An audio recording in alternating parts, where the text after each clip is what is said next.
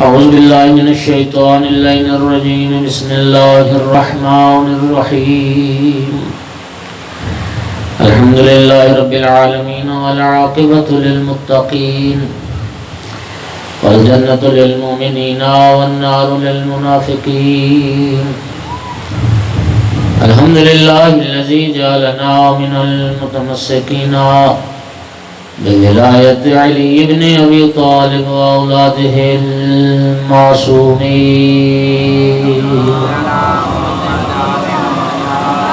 الصلاة والسلام والتحية والإكرام على رسوله الكريم شفيع المذنبين آنيس الغريبين رحمة للعالمين. أعني العبد المؤيد الرسول المسدد المحمود الأحمد المصطفى الأمجد بالقاسم محمد. ثم الصلاة والسلام والتحية والإكرام على آله الطيبين الطاهرين المعصومين المنتجبين المنتخبين. أما بعد، فقال أمير المؤمنين علي بن أبي طالب عليه الصلاة والسلام: لقد علم المستحفظون من أصحاب النبي محمد صلى الله عليه وآله وسلم أن ليس فيهم رجل له منقبة إلا وقد شركته فيها وفضلته، ولي 70 منقبة لم يشركني فيها أحد منهم. صلوات.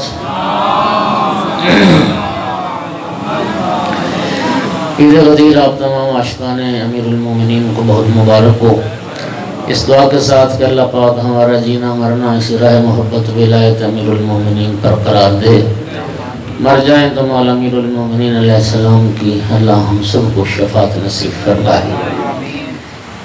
سامعین گرامی، شیخ صدوق رضوان اللہ تعالی علیہ کا نام آپ نے سنا ہے، علی ابن بابویہ قمی۔ یہ صدوق کا لقب امام صاحب العصر نے عطا فرمایا ہے، اور یہ وہ شخصیت ہے جو امام صاحب العصر کی دعا سے پیدا ہوئی۔ سامعین گرامی، ان کی شیخ المحدثین علم حدیث میں بہت سارا ان کا کلام ہے، تو ایک کتاب ہے شیخ صدوق کی الخصال، ترجمے کی طرف ہے کتاب الخصال میں مولا امیر المومنین علیہ السلام سے ایک حدیث نقل کی ہے۔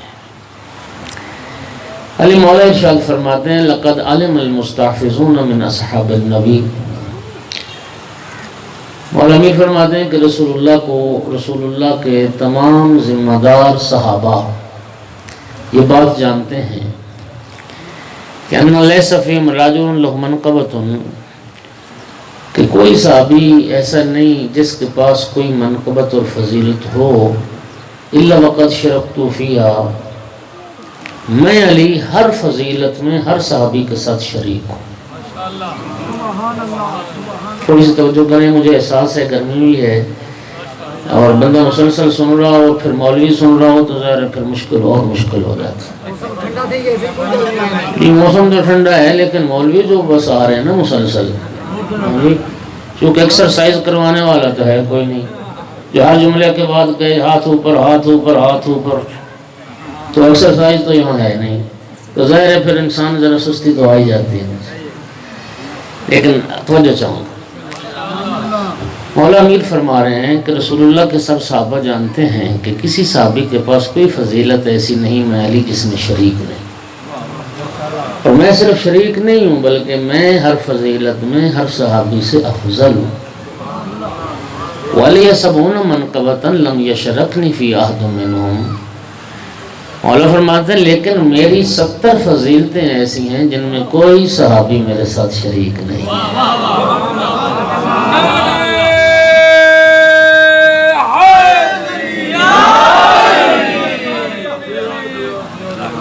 ایک فضیلت یہ ہے: استوہبنی رسول اللہ نعوی فی السبایا فقمت عقیلہ وشریبہ ومونسہ ومحدثہ۔ میری یہ فضیلت جس میں کوئی صحابی میرے ساتھ شریک نہیں، وہ کیا ہے کہ میں بچہ تھا جب رسول اللہ نے مجھے اپنی گود میں اٹھا لیا تھا،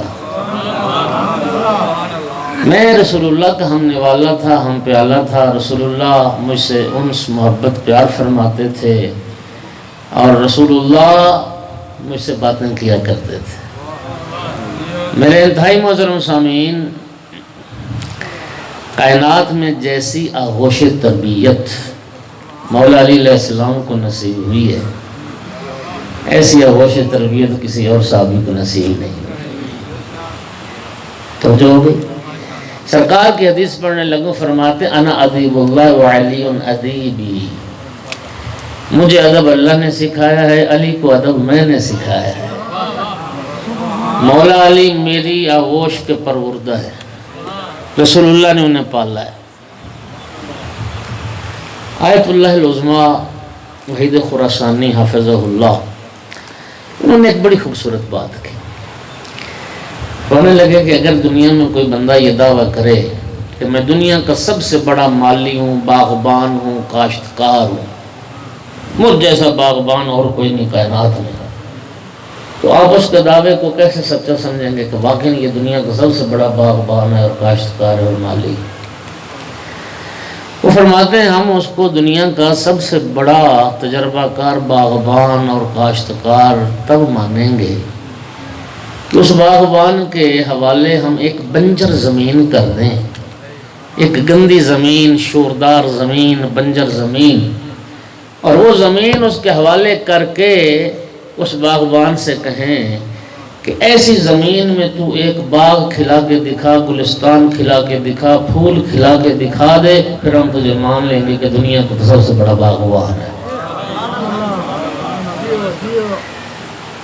پھر تو ماننا پڑے گا۔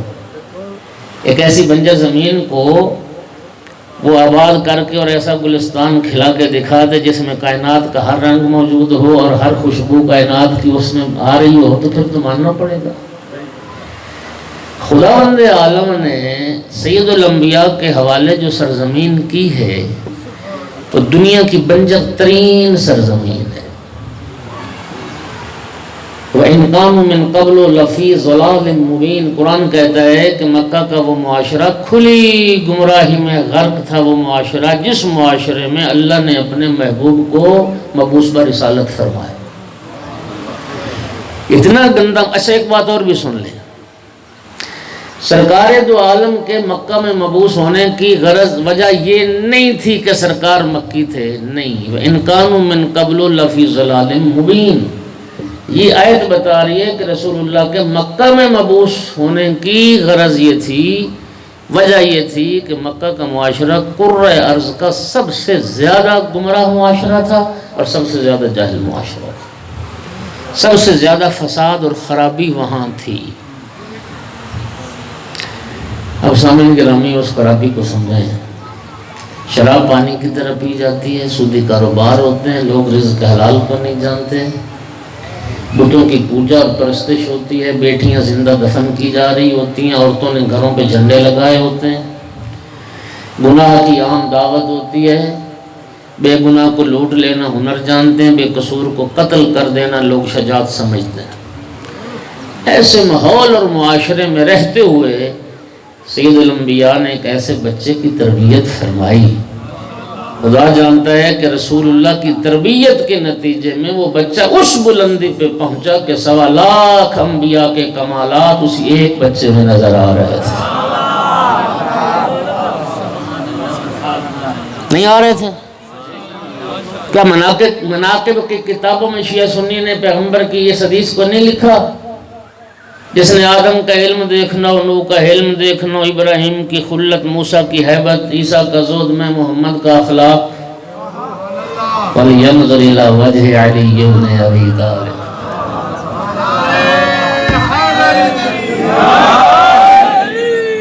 میں سرکار دو عالم کی اس حدیث کے پیش نظر توجہ چاہ رہا ہوں، تھوڑی سی تھوڑا سا جشن ہے تو پھر تھوڑا سا جشن والا ماحول بنا لیں۔ جی سرکار فرماتے ہیں، سرکار کی یہ جو حدیث ہے، اس حدیث کے پیش نظر پھر میں یہ کہنے کا حق رکھتا ہوں کہ اگر انبیاء کو عالم کثرت میں دیکھنا چاہو تو 1.25 لاکھ نبی نظر آئیں گے، اگر انبیاء کو عالم وحدت میں دیکھنا چاہو تو ایک علی نظر آئے گا۔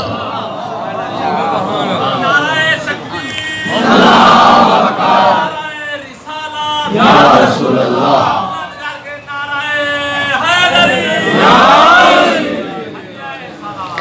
اللہم صلی علی محمد و آل محمد۔ اور جناب امیر المومنین علیہ السلام نے خطبہ قاصرہ میں نہج البلاغہ کا سب سے مفصل اور طولانی خطبہ ہے۔ اجازت دیتے ہو تھوڑا سا مولا علی کا کلام آج آپ کو سناتا ہوں۔ جی یقین کیجیے اغیار نے قدر کی ہے نہج البلاغہ کی۔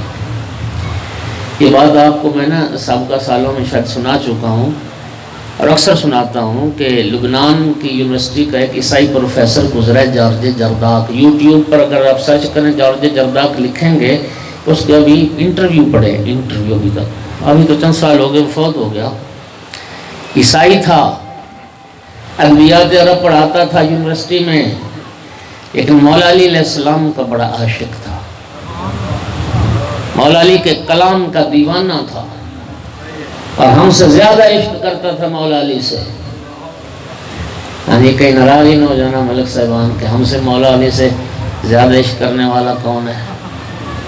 وہ عیسائی ہے اور وہ ہم سے زیادہ عاشق کیسا ہو گیا؟ تو میرے پاس ایک دلیل ہے، وہ اگر آپ کے پاس ہے تو بتا دیجیے۔ یہ عیسائی ہے، ادبیات عرب پڑھاتا تھا، کلام علی کا اتنا عاشق ہے، اس کی بایوگرافی آپ گوگل پہ جا کے سرچ کر لیں، اس کا جملہ موجود ہے۔ کہتا ہے کہ میں نے زندگی میں 200 بار نہج البلاغہ کا مطالعہ کیا ہے۔ وہ تو ولایت امامت کا عقیدہ ہی نہیں رکھتا۔ علی ولی اللہ تو ہم پڑھتے ہیں، مولا کی ولایت کا عقیدہ تو ہم رکھتے ہیں، ٹھیکیدار بنے ہوئے ہیں سارے ولایت کے۔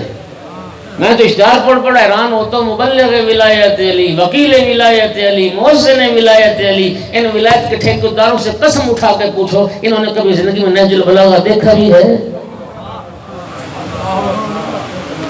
وہ عیسائی ہو کے کہتا ہے میں نے 200 بار پڑھا ہے نہج البلاغہ کو۔ اور ایک جملہ اس نے بڑا کمال کا کہا،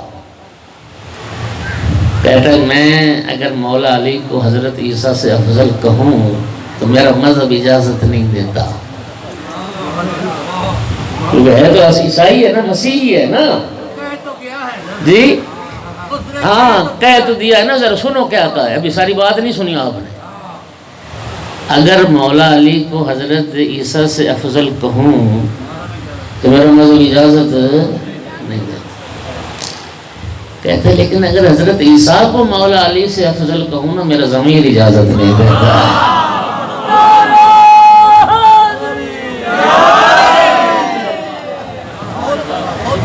کہتے ہیں جن فضائل و کمالات کا اظہار مولا علیہ السلام سے ہوا حضرت عیسیٰ سے کہاں ہوا؟ آئے ہائے، چلو بات لمبی نہ ہو جائے۔ شہید مطہری لکھتے ہیں اپنی ایک کتاب میں کہ برطانیہ میں، UK میں ایک لائبریری ہے، ایک کتاب خانہ ہے، اور اس میں صرف ایک کتاب رکھی ہوئی ہے اور وہ ہے نہج البلاغہ۔ اور بھائی جب کتاب خانہ اور لائبریری کی بات آتی تو اس میں ہزاروں لاکھوں کتابیں ہوتی ہیں، ایک کتاب پر مشتمل کتاب خانہ، ایک کتاب سے مراد ایک نسخہ نہیں، نسخے تو ہزاروں لاکھوں پڑے ہیں لیکن صرف نہج البلاغہ رکھا ہوا ہے۔ نہج البلاغہ کے علاوہ اس لائبریری میں کوئی کتاب نہیں رکھی، اور ان انگریزوں کا یہ دعویٰ ہے کہ نہج البلاغہ کے مقابلے میں کوئی دوسری کتاب رکھنا یہ نہج البلاغہ کی توہین ہے۔ تو پھر ہے نا عشق زیادہ ان لوگوں کا۔ ہم نے ایک بار بھی زندگی میں نہیں پڑھا نہج البلاغہ، نام ہی سنتے ہیں نہج البلاغہ جی، نہ کسی نے پڑھ کے سنایا، نہ کسی نے سننے کی تمنا کی، نہ کسی نے تقاضا کیا کہ ہمیں پڑھ کے سناؤ۔ نتیجتاً یہ ہے کہ ہم نہج البلاغہ کے وارث ہوتے ہوئے بھی نہج البلاغہ سے جاہلی مرتے جا رہے ہیں۔ بس ہم صرف نہج البلاغہ کا نام سن سن کے مر جاتے ہیں، بس اس کے علاوہ کچھ نہیں پتا کہ نہج البلاغہ میں ہے کیا۔ مجھے ایمان سے بتاؤ اصل ولایت وہی نہیں جو شاہ ولایت کا کلام ہے، وہ مولا علی علیہ السلام کا جو کلام ہے، امیر المومنین کے جو ارشادات فرمودات ہیں، اصل ولایت وہ نہیں تو اور ولایت کیا ہے؟ ناراض ہو گئے؟ تو اب اجازت ہے میں مولا کا کلام سناتا ہوں آپ۔ دیکھیے اس سے افضل کلام یہ ابن ابی الحدید معتزلی جو گزرا ہے نا، یہ اہل سنت ہے، اس نے نہج البلاغہ کی 20 جلدوں میں شرح لکھی۔ اس سنی عالم نے یہ کہا ہے کہ تحت کلام الخالق و فوق کلام المخلوق کلام علی ابن ابی طالب۔ اللہ کے کلام سے بعد جی بسم اللہ نقوی صاحب تشریف لانے ایک سلوات سارے حضرات بلند آواز سے پڑھنے۔ سلام سید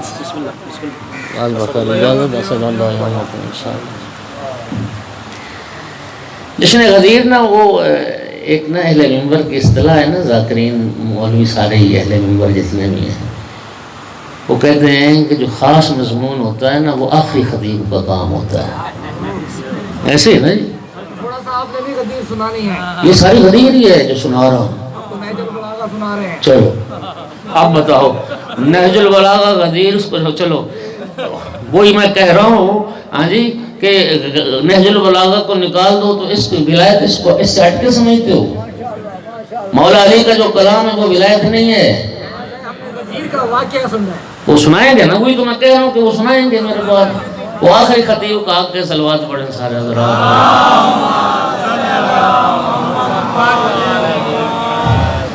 میں سناتا ہوں آپ کو ولایت کا بھی 2 جملے سناتا ہوں، اور جو سنا رہا ہوں یہ ساری کی ساری ولایت ہے۔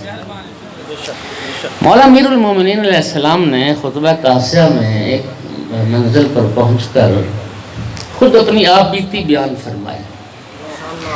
فرماتے ہیں وضعنی رسول اللہ فی حجرہ وانا ولد، میں بچہ تھا جب رسول اللہ نے مجھے اپنی گود میں اٹھا لیا تھا۔ یضمنی الی صدرہ، ہر وقت مجھے سینے سے لگائے رہتے تھے۔ یکنفنی فی فراشہ، جب رسول اللہ بستر پر لیٹتے تھے نا تو اپنے پہلو میں مجھے سلایا کرتے تھے۔ یمسنی جسدہ، وہ اپنے بدن مبارک کو مجھ سے مس کرتے تھے۔ یشمنی عرفہ، وہ اپنی خوشبو رسالت مجھے سنگایا کرتے تھے۔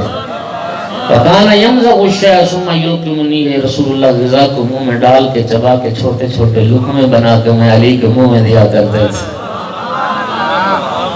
امیر المومنین لعاب رسالت چوس چوس کے پروان چڑھے اور ساری زندگی فرمایا سلونی سلونی قبل ان تفقدونی، دنیا تعجب کرتی تھی مولا علی کے دعوے سلونی پر۔ مولا علی لوگوں کے حیرانی کو دیکھ کے فرماتے تھے لوگوں میرے دعوے سلونی پہ تعجب نہ کرو، یہ علی کا کمال نہیں ہے، ھذا من لعاب رسول اللہ، یہ اس لعاب رسالت کا کمال ہے جو چوس چوس کے علی پروان چڑھا۔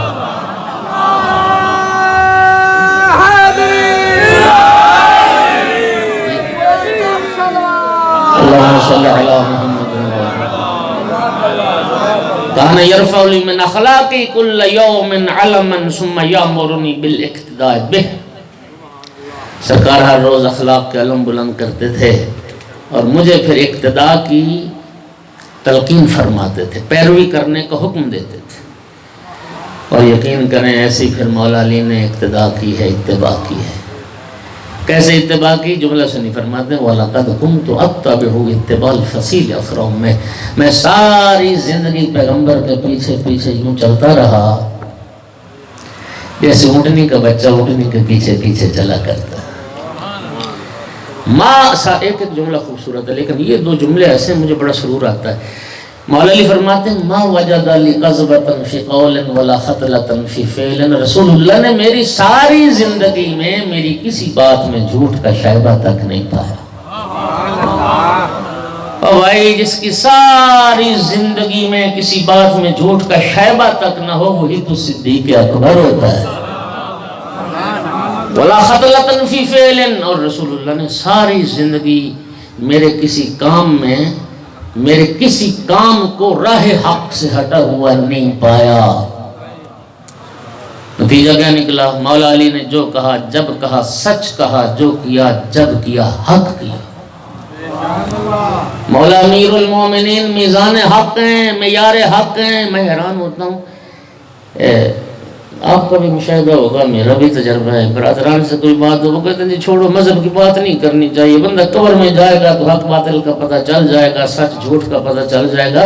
اور میرا بھائی قبر میں تو پتہ چل جائے گا، تو باطل پہ مر گیا تو پھر تجھے چھٹکارا کیسے ہوگا، تو نجات کیسے پائے؟ یہ حق باطل کا قبر میں پتہ چلنا تھا تو اللہ نے انبیاء کیوں بھیجے؟ اللہ نے ہادیان برحق کو کیوں بھیجا؟ اللہ نے کتاب ہدایت کیوں نازل کی؟ اللہ پاک تو قرآن میں فرماتا لا تلبسوا الحق بالباطل، لا تلبسوا الحق بالباطل، حق کو باطل کے ساتھ مت ملاؤ، حق کے پیروکار بنو۔ نبی کریم آپ کیا سمجھتے ہیں؟ نبی کریم حق واضح کر کے نہیں گئے تو نبی آئے کیوں تھے؟ رسول اللہ نے حق واضح نہیں کیا تو آئے کیوں تھے؟ رسول اللہ تو حق واضح کر کے چلے گئے۔ جناب عمار یاسر رضی اللہ تعالی عنہ جلیل المرتبہ صحابی رسول اللہ کے، اگر برادران کی حدیث کی کتابوں میں یہ حدیث نہ ہو تو میں مجرم ہوں۔ جناب عمار یاسر کو رسول اللہ نے فرمایا تھا نا یا عمار ستقتلک فئۃ باغیہ، اے عمار تجھے ان قریب ایک باغی گروہ قتل کرے گا، تم باغی گروہ کے ہاتھوں مارے جاؤ گے۔ اور میرا بھائی رسول نے تو بتا دیا کہ باغی گروہ کون ہے، اب باغی کی محبت تیرے دل سے نہ نکلے رسول کیا کرے؟ اب تو باغی کا دامن نہ چھوڑے تو رسول کیا کرے؟ رسول نے تو بتا دیا جو علی کے مقابلے میں آئے گا وہ باغی ہے، باغی۔ اور عمار تجھے ایک باغی گروہ قتل کرے گا۔ اگلا جملہ بھی سن لو، فرمایا عمار تو ان لوگوں کو جنت کی طرف بلائے گا، وہ لوگوں کو جہنم کی طرف بلائے گا۔ سمجھے بات؟ رسول اللہ نے نہیں فرمایا الحق مع علی وعلی مع الحق، حق علی کے ساتھ ہے نا، تو جو علی کے ساتھ ہوگا وہی حق کے ساتھ ہوگا نا۔ توجہ۔ اور پھر یہ حدیث دیکھیے، یہ اہل سنت کے معتبر ترین منابع میں یہ حدیث موجود ہے۔ اسی شخصیت کو جناب حضرت عمار یاسر کو رسول اللہ نے فرمایا یا عمار اذا رأیت علیا قد سلک وادیا وسلک الناس وادیا غیرہ فاسلک مع علی ودع الناس۔ سرکار نے فرمایا عمار یاسر اگر زندگی میں کبھی یہ دیکھنا کہ ساری اولاد آدم ایک راستے پر چل رہی ہو، علی تنہا دوسرے راستے پر چل رہے ہو، عمار لوگوں کے پیچھے نہ چلنا، علی کے پیچھے چلنا۔ علی کا راستہ ہی تو حق کا راستہ ہے، علی کا راستہ ہی تو جنت کا راستہ ہے، صراط مستقیم یہی راستہ ہے جی۔ اور اگلا جملہ کیا خوبصورت فرمایا یا عمار، جو علی کی راہ پہ چلتا ہے مولا علی نہ گمراہ ہونے دیتے ہیں نہ ہلاک ہونے دیتے ہیں۔ صلوات پڑھو محمد و آل محمد۔ وَلَقَدْ يُجَاوِرُ فِي كُلِّ سَنَةٍ بِالْحِرَا، رسول اللہ ہر سال کچھ ایام کے لیے غار حرا میں تشریف لے جاتے تھے عبادت و ریاضت کی خاطر۔ جملہ سنیے ذرا، یہ اعلان یہ بعثت پیغمبر سے پہلے کی بات ہے۔ علی مولا فرماتے ہیں فَأَرَاهُ وَلَا يَرَاهُ غَيْرِي، اس غار حرا میں رسول اللہ کو میں دیکھا کرتا تھا، میں غار حرا میں رسول اللہ کے پاس جایا کرتا تھا، میرے علاوہ کوئی نہیں جایا کرتا۔ وَلَمْ يَجْمَعْ بَيْتٌ وَاحِدٌ يَوْمَئِذٍ فِي الْإِسْلَامِ غَيْرُ رَسُولِ اللَّهِ وَخَدِیجَہ، رسول اللہ اور جناب خدیجۃ الکبریٰ کے گھر کی چار دیواری کے سوا کسی گھر میں اسلام نہیں تھا، تیسرا میں علی تھا۔ انی ارا نور الوحی و اشم ریح النبوہ، جب وحی آتی تھی میں علی نور وحی کو دیکھتا تھا، میں جبرائیل کو دیکھتا تھا جب آیات لے کے آتا تھا، اور میں خوشبو رسالت کو سونگا کرتا تھا۔ وَلَقَدْ سَمِعْتُ رَنَّةَ الشَّيْطَانِ حِينَ نَزَلَ الْوَحْيُ عَلَيْهِ، اور جس دن غار حرا میں پہلی وحی رسول اللہ پر نازل ہوئی میں علی اس دن بھی رسول اللہ کے پاس موجود تھا، میں پہلی وحی کے وقت بھی رسول اللہ کے پاس موجود تھا۔ اور جب پہلی وحی نازل ہوئی نا تو پھر شیطان کی چیخ بلند ہوئی، چیخیں سنی میں نے، اور پھر میں نے پوچھا یا رسول اللہ ما حاضر رنت ہو، یا رسول اللہ چیخیں کیسی ہیں؟ فرمایا حاضر شیطان قد عیس من عبادتی، فرمایا یا علی یہ شیطان تھا، اس کی چیخیں نکل رہی ہیں، اور آج کے بعد شیطان اپنی عبادت کروانے سے مایوس ہو گیا۔ اور پھر سرکار نے فرمایا یا علی انک تسمع ما اسمع و ترى ما ارى، یا علی جو کچھ میں سنتا ہوں وہ تو بھی سنتا ہے، اور جو کچھ میں دیکھتا ہوں وہ تو بھی دیکھتا ہے، الا انک لست بنبی ولکنک وزیر، یا علی تجھ میں اور مجھ میں فرق یہ ہے تیرے پاس نبوت کا منصب اور عہدہ نہیں ہے، لیکن نبی کا وزیر بھی تو ہے، نبی کا جانشین بھی۔ اور شیعوں سنو، مسلمانوں سنو، پہلی وحی جس دن نازل ہوئی نا پیغمبر نے تو جانشینی کا فیصلہ اسی دن کر دیا تھا، اسی دن فرما دیا تھا یا علی تو نبی نہیں ہے لیکن میرا وزیر تو ہے، میرا جانشین تو ہے۔ بلکہ میں یہ کہوں کہ یوم ازل سے قدرت نے یہ فیصلہ کر دیا تھا۔ یہ دونوں حدیثیں ہر مومن کو یاد ہیں، پڑھوں گا تو آپ میرے ساتھ پڑھیں گے۔ نبی پاک نے فرمایا کنت نبیًا وآدم بین الماء والطین، مولا علی فرماتے کنت ولیًا وآدم بین الماء والطین۔ جس دن قدرت نے مصطفیٰ کو نبی بنایا، علی مرتضیٰ کو وسیع اور ولی بنایا۔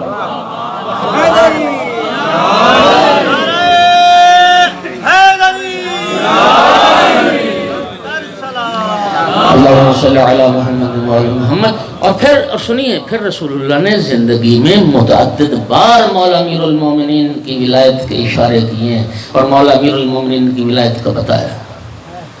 دعوت ذوالعشیرہ والے دن سارا واقعہ ذہنوں میں محفوظ ہے۔ پہلے دن دعوت بھی کھا کے چلے گئے، دوسرے دن پھر آئے،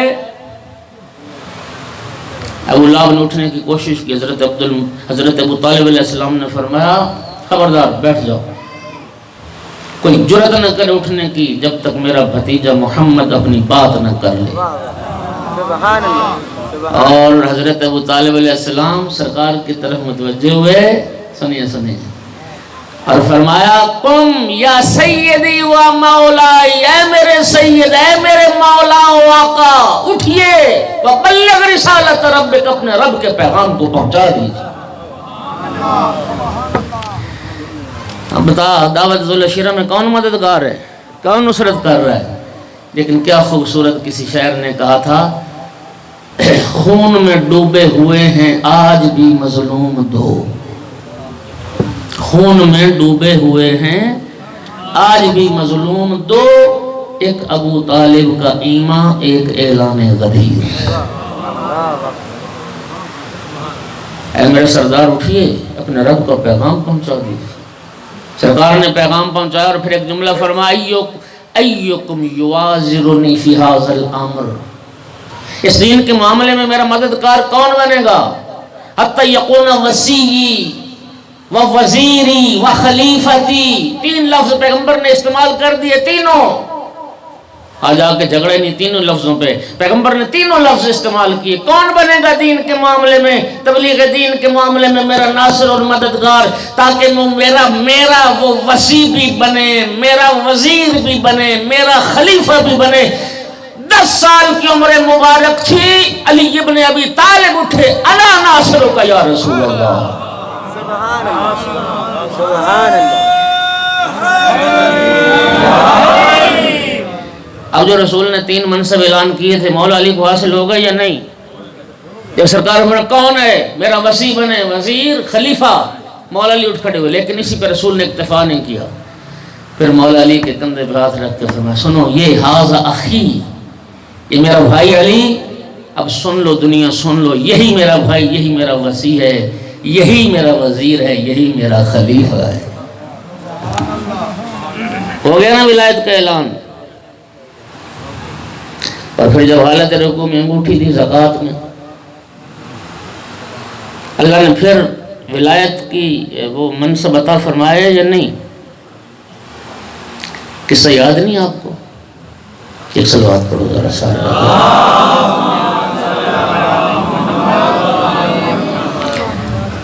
جی انما ولیکم اللہ ورسولہ والذین آمنوا الذین یقیمون الصلاۃ ویؤتون الزکاۃ وہم راکعون۔ ایک سائل آیا تھا مسجد نبوی میں، اس نے صدا کی، مانگا، کسی نے کچھ نہ دیا، کہنے لگا اللہ میرا اللہ گواہ رہنا، تیرے حبیب کی مسجد سے خالی لوٹ رہا ہوں۔ مولا امیر المومنین اس وقت رکوع میں تھے، نماز ادا فرما رہے تھے، حالت رکوع میں تھے، انگلی سے اشارہ کیا تو اس نے اشارہ مولا کا سمجھ لیا اور ہاتھ میں جو انگوٹھی سے اتار کے لے گئے۔ میں پڑھ رہا تھا کہ بغداد میں، بغداد کا جو قاضی تھا وہ ایک دن بیٹھا تھا، لوگ بھی بڑے بیٹھے تھے، تو ایک فقیر، وہ جو مانگنے والا تھا نا، وہ مولا علی کا قصیدہ پڑھ رہا تھا، مانگ بھی رہا تھا، جیسے آج کل ہوتے ہیں ایسے ملنگ، ہاں جی، تو وہ جو قصیدہ پڑھ رہا تھا نا وہی مولا علی نے جو حالت رکوع میں انگوٹھی دی نا اسی کا قصیدہ پڑھ رہا تھا. تو بدبخت ناصبی نہ اس سے برداشت نہ ہوا, کہنے لگا ان رافضیوں کے تماشے دیکھو, مولا علی نے 4 درہم کی انگوٹھی کیا دے دی کہ ان کے قصیدے بنائے پھرتے ہیں, اور جس نے سارا گھر دے دیا اللہ کی راہ میں اس کا نام کوئی نہیں لیتا. کسی نے کہا بھائی رافضیوں پہ غصے نہ ہو, ناراض ہونا ہے تو اللہ سے ناراض ہو جائے. جس نے 4 درہم کی انگوٹھی دی رب نے اس کی شان میں آیت ولایت نازل کر دی, جس نے سارا گھر دیا ایک لفظ نہ بھیجا.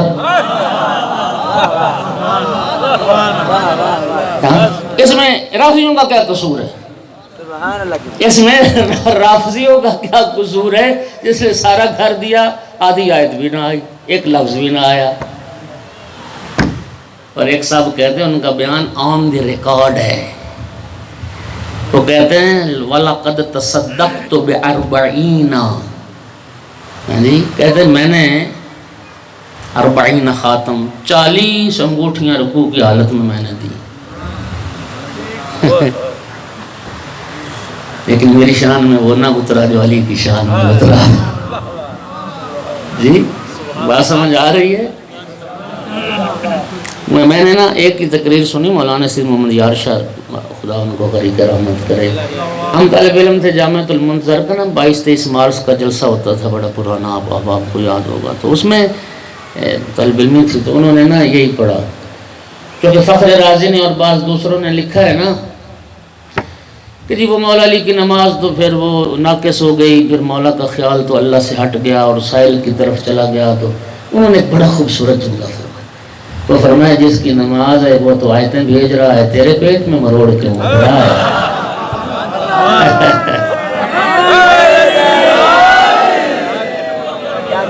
جی بھئی جس کی نماز ہے وہ تو آیتیں بھیج رہا ہے, تیرے پیٹ میں مروڑ کیوں اٹھ رہا ہے. ایک بڑا خوبصورت جملہ انہوں نے فرمایا کہ علی کی ناقص نماز پہ اللہ اگر مقام ولایت عطا کرے تو علی کی کامل نماز کا مقام کیا ہوگا. صلوات تو پڑھ. اللہ اکبر یا رسول اللہ.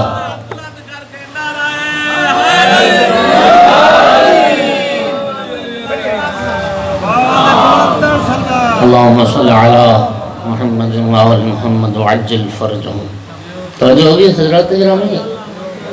یاد رکھیے میرے محترم سامعین, یہ جو 18 ذی الحجہ غدیر ہے نا, غدیر کے دن وہ جو قدرت نے ازل سے فیصلہ کر دیا تھا مولا امیر المومنین کی ولایت کا, اس ولایت کے اعلان کا نبی کو اللہ نے حکم دیا ہے.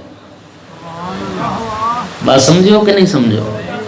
یا ایھا الرسول بلغ ما انزل الیک, رسول پہنچا دیجیے اس حکم کو جو آپ کی طرف پہلے سے نازل کیا جا چکا ہے. وَإِن لَمْ تَفْعَلْ فَمَا بَلَّغْتَ رِسَالَتَهُ, یہ نہ پہنچایا تو رسالت نہیں پہنچائی. اب میرا محترم سامعین سوال ہے, نقش امامت بڑا اہم ہے, راہبری کا معاملہ بڑا اہم ہے. خدا کے لیے ایک ذرا سنیے ضرور. دین مکمل ہوا, کامل ہوا, نبی پاک نے دین کے واجبات, محرمات, مستحبات, مکروہات, اخلاقیات سب پہنچائے یا نہیں پہنچائے؟ تمہیں یہ بھی پتہ چل گیا کہ نبی پاک کی مسواک کا سائز کتنا ہوتا تھا. تمہیں یہ بھی پتہ چل گیا کہ ناخن کیسے اتارنے ہیں. بولو ذرا. تمہیں یہ بھی پتہ چل گیا کہ کس انگلی سے شروع کیا جائے ناخن کاٹنا. نہیں پتہ؟